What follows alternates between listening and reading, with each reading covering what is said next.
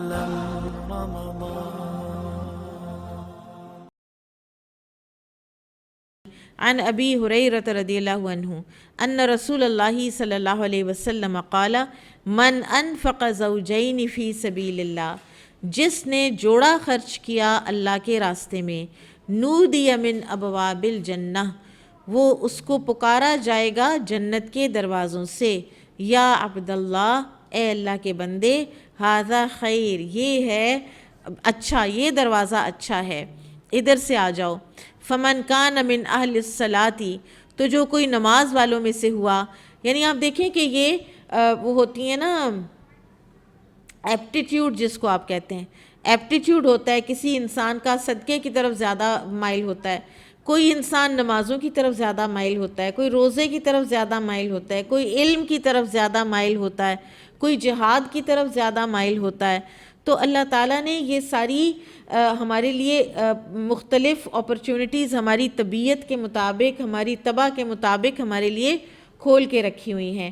جیسے سورہ العنکبوت میں غالباً آتا ہے نا کہ اللہ سبحانہ و تعالیٰ فرماتے ہیں کہ جو ہمارے راستوں پر چلیں گے، الذین جاہدوا فینا لنہدینہم سبلنا، کہ جو لوگ ہمارے راستے میں جہاد کریں گے، ایفرٹ کریں گے، اسٹرائیو کریں گے، تو ہم ان کو اپنے راستوں کی، سبلنا، اپنے راستوں کی ہم ان کو اپرچونٹیز دیں گے، ان کی طرف ان کی رہنمائی کریں گے. ڈیفرنٹ راستے، ہر کسی کی اپنی طبع کے مطابق کے راستے. تو جو کوئی اہل الصلاح ہوا تو وہ باب الصلاح سے پکارا جائے گا. ومن کان من اہل الجہاد، اور جو کوئی جہاد والوں میں سے ہوا، یعنی اللہ کے دین کی سربلندی کی ایفرٹس کرنے والوں میں سے ہوا، دعی من باب الجہاد، تو وہ جہاد کے دروازے سے بلایا جائے گا. ومن کان من اہل الصیام، اور جو کوئی روزے کے والوں میں سے ہوا، دعی من باب الریان، تو وہ بلایا جائے گا باب الریان سے. اب دیکھیں کہ باقی جو دروازے ہیں ان کے ایسا ہمیں نام یا بتائے نہیں گئے، یا پھر ان کے کوئی بہت اسپیشل، کیونکہ باب الصوم بھی تو یا باب الصیام بھی تو نام ہو سکتا تھا نا، جیسے باب الجہاد ہے یا باب الصلاح ہے، لیکن روزے کا ایک آنر اور روزے کی ایک اسپیشیلٹی کہ اس کے دروازے کا نام بھی اسپیشل ہے. ومن کان من اہل الصدقۃ، اور جو کوئی ہوا اہل الصدقہ میں سے، دعی من باب الصدقہ، تو اس کو بلایا جائے گا باب الصدقہ میں سے. پھر اس حدیث سے ہمیں ایک اور بات بھی پتہ چلتی ہے کہ روزہ سب سے زیادہ نفس کے کنٹرول والی عبادت ہے نا، اور زیادہ دیر تک کے لیے ہے. پورا ایک مہینہ آپ کی روٹین کیسے اوپر نیچے ہو جاتی ہے، حالانکہ آپ کو راتوں کو کھانے کی بھی، کھانے پینے اور بیویوں کے پاس جانے کی جو اجازت ہے وہ ہوتی ہے انسان کو، لیکن اس کے باوجود انسان جو ہے وہ کئی دفعہ ایگزاسٹ ہوا ہوتا ہے، یا بالکل ایک اور ہی روٹین بن جاتی ہے انسان کی سارے پورے ایک مہینے کی. تو نفس کو کنٹرول کرنا اللہ تعالیٰ کو کتنا زیادہ پسند ہے کہ جو کوئی جتنا زیادہ اس چیز میں ایگزرٹ کرتا ہے اتنا ہی زیادہ وہ آنر پاتا ہے. کہ باب الصوم کا نام ہی اللہ تعالیٰ نے ایک فرق نام رکھ کے اس کو ایک اور آنر دے دیا، کیونکہ اس میں نفس کشی ہے، سب سے زیادہ عبادات میں سے سب سے زیادہ نفس کشی اسی میں ہے. فقال ابو بکر رضی اللہ عنہ، تو ابو بکر رضی اللہ تعالیٰ عنہ نے فرمایا، بی ابی انت و امی یا رسول اللہ، میرا باپ اور میری ماں آپ پر قربان اے اللہ کے رسول. ما علی من دعی من تلک الابواب من ضرورت، جو کوئی ان دروازوں سے پکارا جائے گا تو اسے تو کوئی ضرورت نہ رہ جائے گی. یعنی کسی کا ایک دروازے سے بھی نام آ گیا، کہیں سے بھی انٹر ہو گیا تو جنت کو تو انٹر ہو گیا نا. فہل یدعا احد من تلک الابواب کلھا، تو کیا کوئی ہوگا جو پکارا جائے گا ان تمام دروازوں سے؟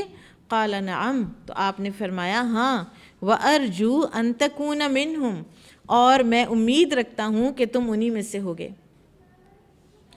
اچھا، تو نبی صلی اللہ علیہ وسلم نے یہ نہیں فرمایا کہ ابو بکر تم ہی وہ ہوگے، نبی صلی اللہ علیہ وسلم نے فرمایا ان تکون منہم. تو لہٰذا یہ ایک جماعت ہوگی جو مختلف دروازوں سے پکاری جا رہی ہوگی، تو اس میں ہم میں سے کوئی بھی ہو سکتا ہے. کوشش کرنی چاہیے انسان کو کہ اللہ تعالی ہمیں ہر ایک دروازے سے ہی گزار دے. اچھا، پھر اس حدیث میں زوجین خرچ کرنے کی بات ہے یعنی 2 چیزیں خرچ کرنا. مثلاً آپ کسی کو دینے لگے ہیں تو 1 درہم 1 دینار کی بجائے 2 دے دیں. کپڑا دے رہی ہیں تو جوڑا دیں, صرف شال نہ دیں, اس کے ساتھ اس کو پہننے کے لیے بھی دے دیں. اتنا دیں کہ اس کی مثلاً شلوار قمیض دونوں چیزیں بن جائیں.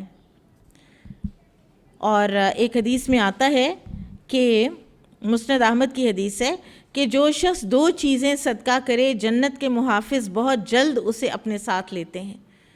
کیونکہ جب آپ پیر دیتے ہیں نا تو پھر اگلے کو وہ صفائیس بھی زیادہ بہتر طور پہ کرتا ہے. اسی طرح سے مسند احمد کی حدیث ہے کہ ہر نیک عمل کرنے والے کے لیے جنت میں داخل ہونے کے اعتبار سے ایک الگ دروازہ ہوگا, چنانچہ جو روزہ دار ہوں گے انہیں باب الریان سے دعوت دی جائے گی. اور اس حدیث سے قطعی طور پر ابو بکر رضی اللہ عنہ کے جنتی ہونے کا پتہ چلتا ہے. ہمیں یہ پتہ ہونا چاہیے کہ میں اور آپ ایک دوسرے پر نہ جنتی کا لیبل لگا سکتے ہیں, نہ دوزخی کا لگا سکتے ہیں, نہ اصحاب الاعراف کا لگا سکتے ہیں. یہ غیب کے معاملات ہیں, یہ اللہ کے سوا کوئی نہیں جانتا. ہم ان لوگوں کو جنتی صرف کہہ سکتے ہیں کہ جن کے بارے میں ہمیں قرآن و حدیث سے یا سنت سے پتہ ہے یا سیرہ کے حوالے سے ہمیں پتہ ہے. مثلاً 10 مبشرہ کو ہم جنتی کہہ سکتے ہیں, پھر اسی طرح سے ازواج مطہرات کو ہم جنتی کہہ سکتے ہیں, پھر اسی طرح سے کچھ اور صحابہ کرام بھی ہیں جیسے بلال رضی اللہ تعالیٰ عنہ 10 مبشرہ میں تو شامل نہیں ہیں, لیکن ان کو ہم جنتی کہہ سکتے ہیں کیونکہ نبی صلی اللہ علیہ وسلم نے ان سے فرمایا تھا کہ تم کون سا ایسا عمل کرتے ہو کہ میں نے جنت میں تمہاری قدموں کی چاپ اپنے آگے آگے سنی ہے. پھر اسی طرح حارثہ بن نعمان ایک صحابی تھے, پھر اسی طرح سے اور بھی کچھ صحابہ کرام ہیں, تو ان کو جنتی کہا جا سکتا ہے. ابو لہب, ابو جہل, عتبہ, شیبہ, ربیعہ, ان سب کو دوزخی بھی کہا جا سکتا ہے کیونکہ یہ نبی صلی اللہ علیہ وسلم کی حیات مبارکہ میں اپنے انجام کو پہنچے اور آپ صلی اللہ علیہ وسلم نے ان کے انجام کے بارے میں ہمیں بتا بھی دیا. لیکن اس کے بعد ہم میں سے کسی کو بھی یہ حق نہیں پہنچتا کہ ہم کسی دوسرے کو یا جنتی کہیں یا دوزخی کہیں. اور ابو بکر صدیق رضی اللہ تعالیٰ عنہ بہرحال سب سے اعلیٰ و افضل ہیں انبیاء کرام کے بعد. انبیاء کرام کے بعد سب سے عام انسانوں میں سب سے بلند مرتبہ جو ہے وہ ابو بکر صدیق رضی اللہ تعالیٰ عنہ کا ہے, اور فرشتے انہیں جنت کے ہر دروازے سے اندر آنے کی دعوت دیں گے انشاءاللہ.